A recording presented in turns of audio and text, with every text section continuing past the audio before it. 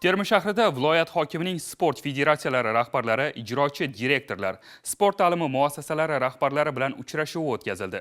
Shuningdek, mutasaddilar prezidentimizning jahon miqyosidagi davlat va siyosat arbobi kitob albomini hududlarga yetkazish jarayoniga bag'ishlangan tadbirda ham ishtirok etishdi. Dastlab shu haqda.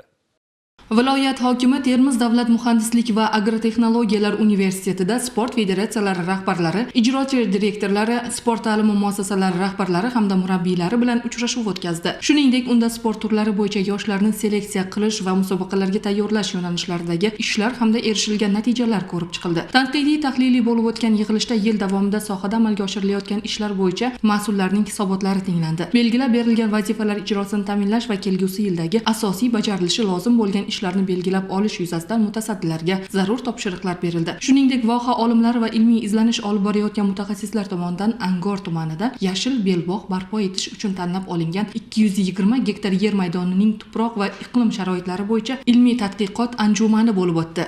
Unda hududning tuproq unumdorligi va ayni shu yerga mos daraxt turlari taqdimot qilindi. Viloyat rahbari mas'ullarga olimlarning taklif va tavsiyalari asosida ishlarni tashkil etish bo'yicha ko'rsatmalar berdi.